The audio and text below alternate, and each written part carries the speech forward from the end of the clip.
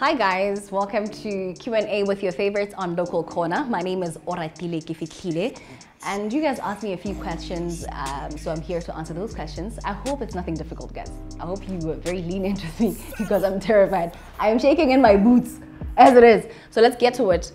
Shirley Molema says, what's your favorite tea? Right? So I love black teas all across board. I'm such a black tea lover. So top of the list currently, it's chai tea. I currently love chai tea with everything that I am.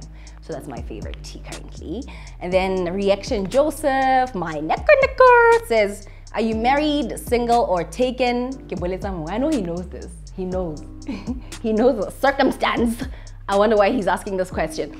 But I am not married, but taken, okay?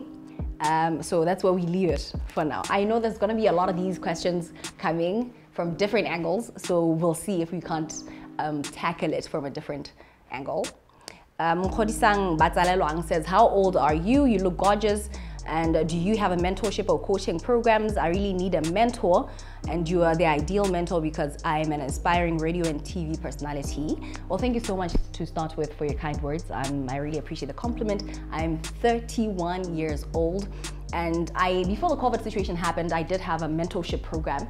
I had a few young women that I was mentoring. So that not mentorship per se, but just, you know, sitting and having conversations, just understanding where we are as women in the creative space and other industries, just also inspiring each other in that regard. So because of COVID and the whole lack of interaction kind of situation, we had to then halt it a little bit, but we hope that as it goes, once everyone and their grandmother is vaccinated and we're, you know, free to interact, then we'll properly you know, get back on the horse. But yeah, it's something that I'm always very party to. So once that has happened, I will announce on my social media platforms, and then you can be a part of it. Another one is coming from Donald L. Sukra Tatedi. I hope I said that right. And I was helping out Jack Botloko take photos at Tlotlo Mphoto's wedding ko Mochudi.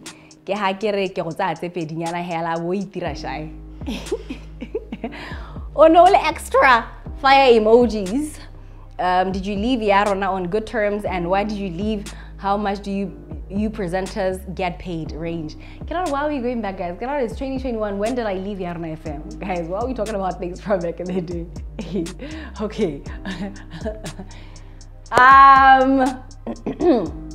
So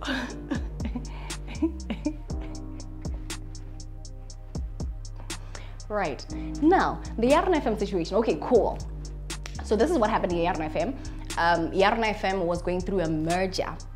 They wanted to merge because they have the group of companies actually, you know, is involved in different media houses, right? Media houses and, you know, media businesses really. So they wanted to merge and buy other, you know, media businesses. And because of the merger, they then decided to downsize. And unfortunately, it was one of the casualties.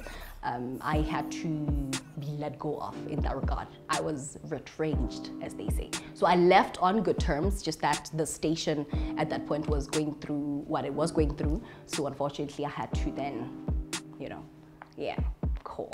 So sometimes I'm a shy person, I think, because my thing is, I believe in the notion of fake it till you make it type. So you see this and you think, oh my gosh, she has it on lockdown. In actual fact, I'm shaking in my boots. So maybe I was shy type, okay? Also, you asked about how much presenters get paid. I don't know now because I haven't been on radio for like, what, 3 years now? So I don't know currently what the circumstances are. But during my time, and also for me, I feel like I'm not a very good example in terms of just, okay, so this is how it started. From Duma FM, Yarna FM reached out. So basically when they reached out, they were countering the Duma FM offer. And then when I left Yarna FM, Gibbs FM also countered the Yarna FM offer type of situation. So I don't quite I'm not a very good example to say how much do people normally get paid, but also it depends on the brand that you are, and it depends on the show that you host. So it's a conversation thing, really. I feel like it's a conversation thing with your employer. So Kitso Polocha says, advise a 21-year girl child who wants to be in the creative space. Yeah. Okay, I've been asked this question a lot. I never really know how to properly answer it. And I'm a very conversational person. I believe in conversations, and there's just a lot that one needs to take into consideration when coming into the space. Also your mental, health. You have to have proper mental strength and a thick skin. More than anything, have a thick skin. And if you want to leave this industry the way you came in, you better know yourself and be sure of what you stand for, so that you're not shaken by any winds, because the winds will come, the storms will come, and they will change you. They will transform you into something that you wouldn't even recognize yourself. So I think it's a thing of knowing yourself, understanding what you stand for, and just remembering where you come from and why you're here. Because sometimes deep one and we lose track now and then. Those are some of the things that come with the industry. So like I say, it's a conversation that we sit, we have a conversation. I give you examples of my experience, and we get through it. So just reach out to me on social media, and we can have a conversation. Okay? And then Star Hezek, my guy, Palani says, are you taken or not? Yeah, I'm busy. Right, I am taken. I'm very taken. Okay? And then this is also one of my guys, dog. Like, he's just constantly, liking my content on social media and commenting. He says, how old are you? Do you have kids? Like I said, I'm 31 years old. I have a 20-month-old baby, okay? And then Nati Jersey says, hi, Ratie. 1, best childhood memory. 2, what advice would you give to aspiring brand influencers? How to plan for glam squad cameras, makeup, etc., and how to actually get noticed by brands. 3, which other African countries would you choose to live in and why? Apart from Botswana and South Africa. I don't know why you gotta say that. What if I was ready to say South Africa, so why would apart from? Okay, so let's start with the first question, okay? Best childhood memory. I have a few of them. So I come from a family of teachers, ne?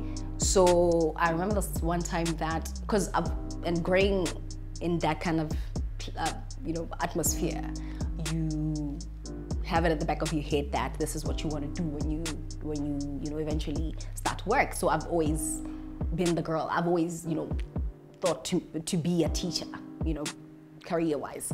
And when there was a time so I assembled the pure glycerine bottles, empty bottles, Dawn bottles, camphor bottles, and I remember just going in and teaching and speaking to those bottles, imagine pretending they were my students. And I think it's the best childhood memory for me, because that's when I kind of have an idea that I'm actually a communicator. I have a communication skill that I didn't understand at the time, but now looking back, I'm thinking actually I was onto something. So I think also I'm in the right space because I've always just been a communicator. I just didn't know it at the time, and I also didn't kind of have the platform to express it and properly understand it.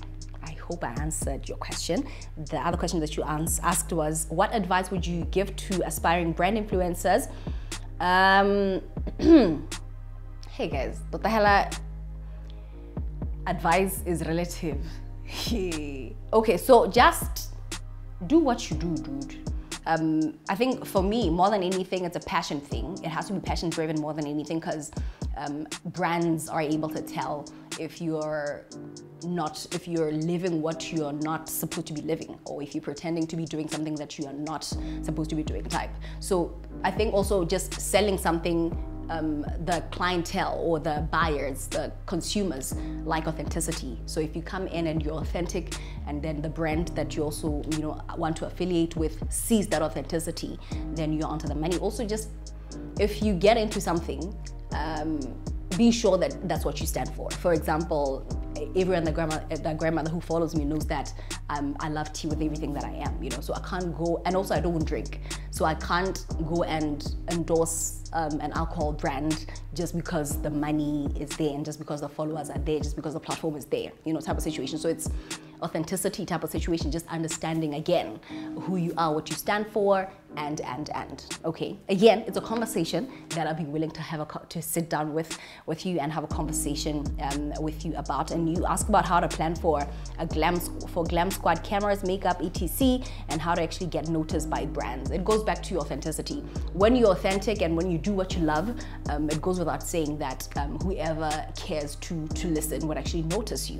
How to get ready for glam squad cameras and make, I don't know how to get ready, but I literally just found myself in this industry. Not found myself, but found myself having to now incorporate some of these things, having been on radio, and radio coming with all the glitz and glam that it comes with. You're forced to have a makeup artist, you're forced to have a photographer, to have a designer, to have a stylist, to have a hairdresser, and so those are some of the things that you look into and decide, okay, in terms of the brand that I am, what would I like people to know about me, and what would I like people to see?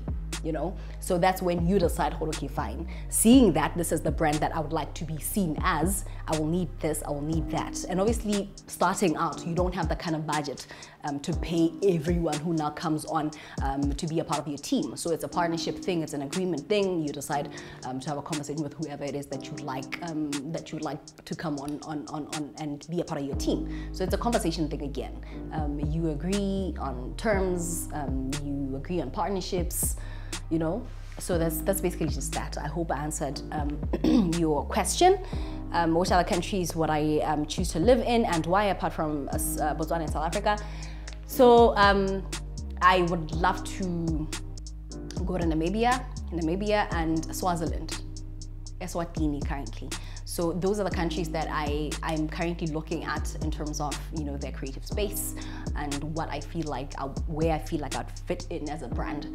So those are countries that I'm currently looking at, and I'm also having conversations with people in that space. So I'm exploring the possibilities. And Abel Muilakabo says, what's your dating range? Your age, okay, so what's my dating range, right? So my age, daddy, kind of young age.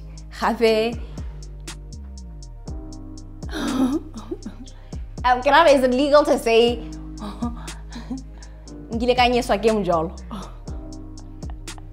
on camera?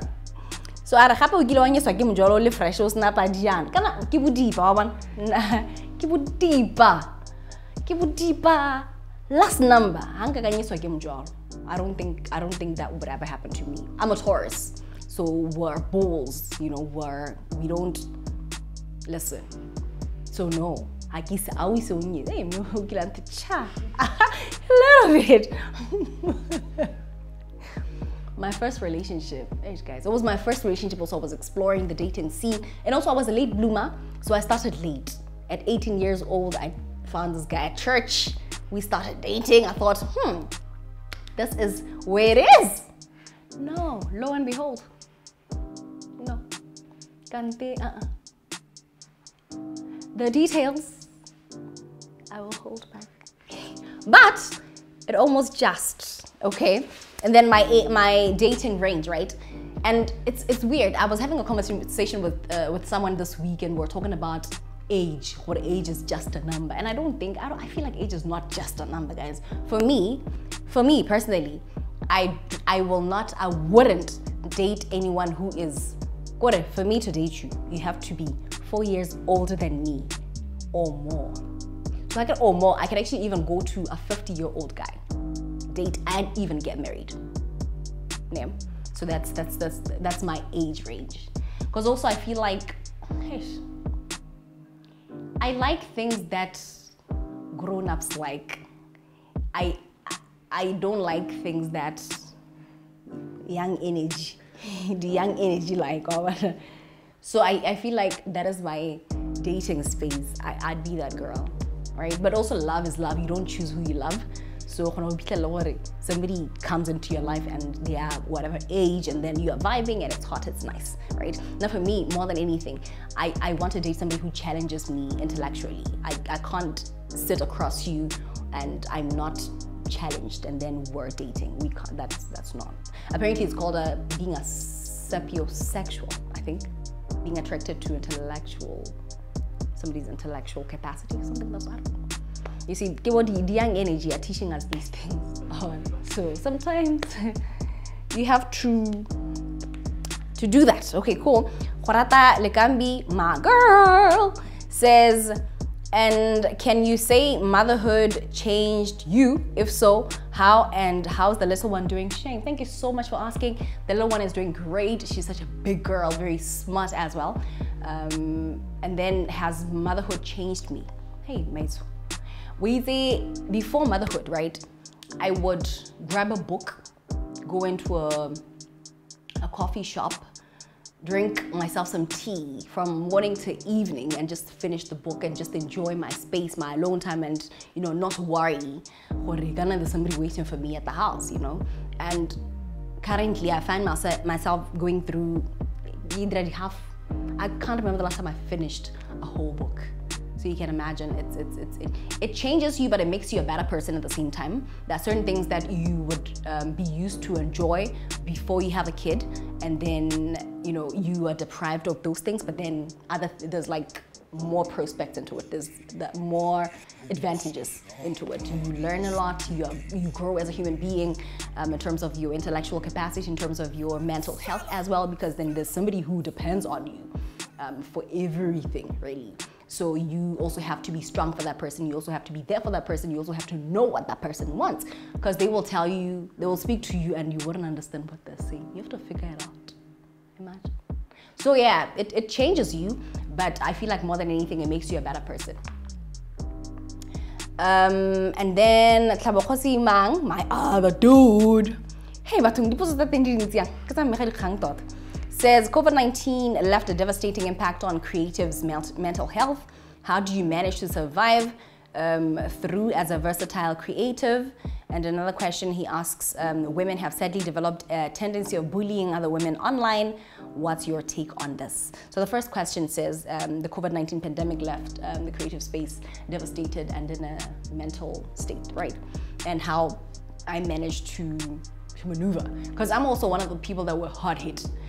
My majority, and I didn't know this until it really happened, that majority of my income streams, and this is not to say that I have a lot of them, okay? Just my income streams are in the creative industry.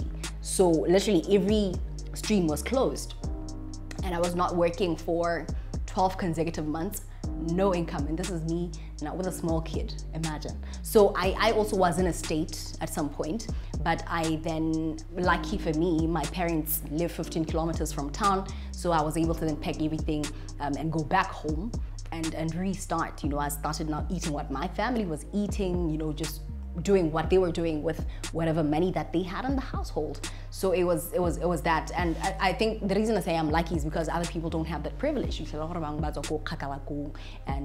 now having to leave Gabs altogether and go all the way back home to restart. Now coming back would actually also be a challenge in itself. So I picked up, also I have a bit of, because my dad is such a staunch farmer and I look up to that man, Shem.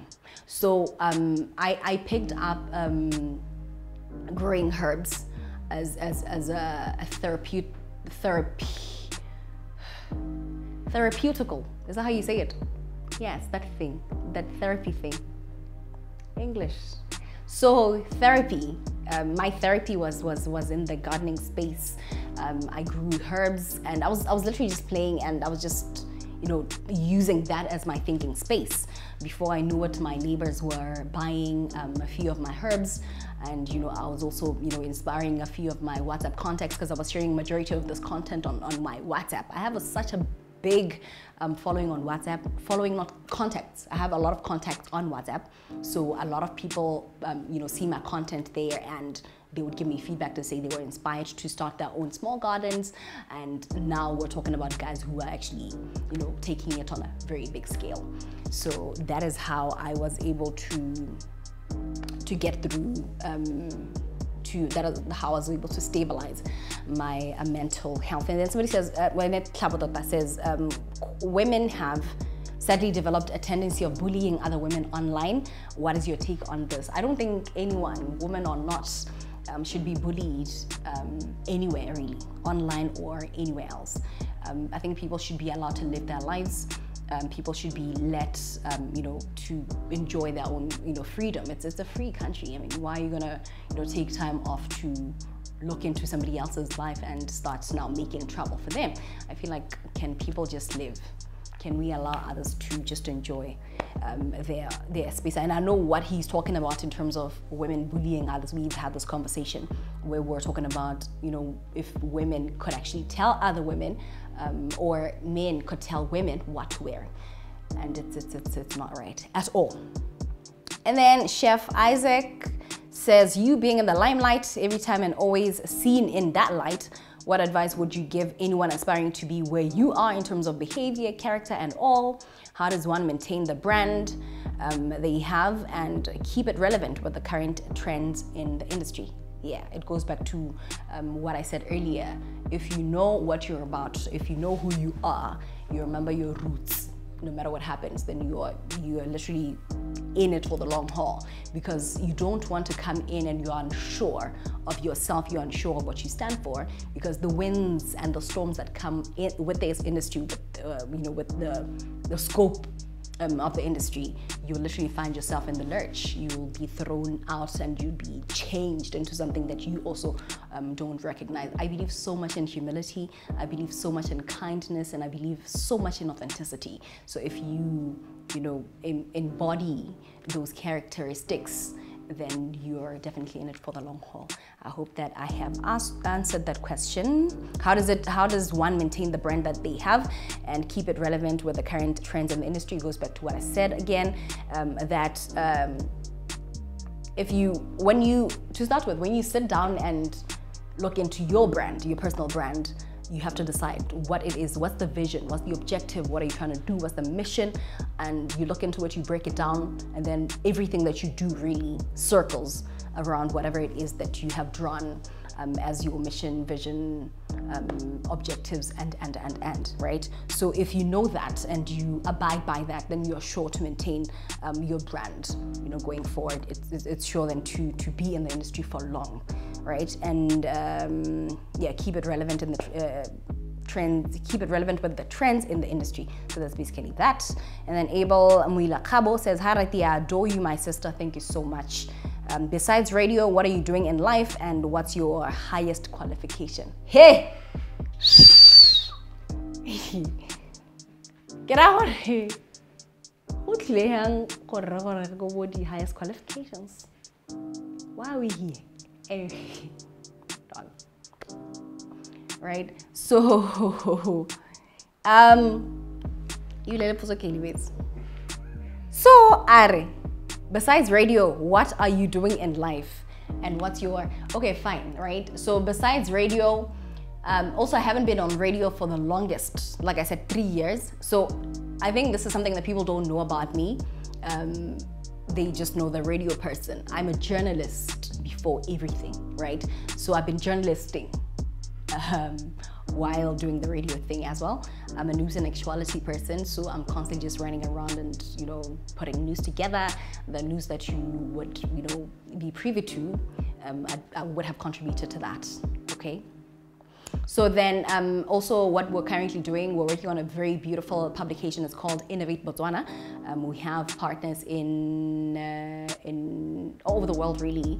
Vancouver, United Kingdom, the Americas, South Africa even, where we're trying to bring together innovators around the world. So what we're doing is that currently in Botswana with the Botswana partner, what we're doing is we are putting together innovative companies in the country. We're profiling them and we're allowing the world to see the innovations that we have in the country. And the good thing about it is that innovators don't have to pay anything to be a part of the book, right?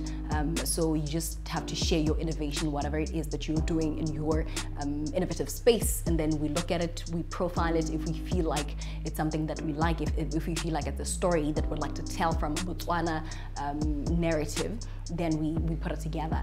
That's what we're currently doing. Also, because I have a PR background, so I'm currently helping a few entities, especially the small and medium enterprises. I'm helping a few of them with PR. I'm doing a bit of consultancy, PR consultancy. We're helping them with social media messaging and so I'm also in that space. Also, I'm a farmer. So that's also what I do if I am not on radio. Also, the new thing, I'm a mother. I think you must say this, that you are a mother, because it's also a job that you don't get paid for, okay? So, Ratie Kefitlhile again says, what can you say to a 16-year-old Ratie Kefitlhile, right? So I think growing up, I've always, second-guessed myself. Always. Even now, I'm learning slowly but surely to, get off the habit. But if I were to have a conversation with 16-year-old me, I'd say, baby girl, hold your head up, and literally the world is your oyster.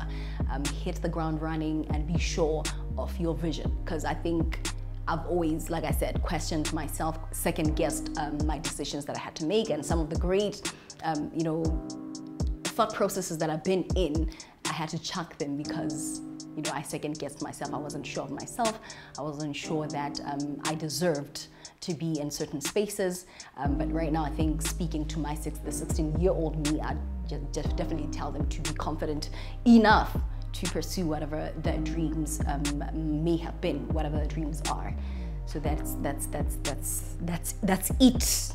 Bakang Mudikhedi says, what would you like remembered about you? The fact that I love tea with everything I am, and before I die, I would like to actually own a tea house, have my own tea brand, and have a tea farm. So that's what I would like people to remember about me. When you're drinking tea, just remember me, okay? I will haunt you. No, I will not haunt you, but just when you drink tea, just remember that I'm one of those people who really loved tea, okay? And the last question.